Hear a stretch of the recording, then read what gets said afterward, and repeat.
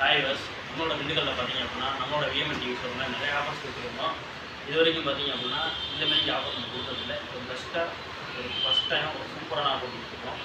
32 inch smart TV எடுத்தீங்க அப்படின்னா கிட்டத்தட்ட ஒரு 9500 10,500 12,500 வரையும் விட்டுட்டு இருக்காங்க. ஒரு குவாலிஃபிகேஷன் பார்த்தீங்க அப்படின்னா 2GB RAM 16GB லென்ஸ் ஸ்டோரேஜில் ஒரு ஃப்ரேம்லெஸ் மாடல்.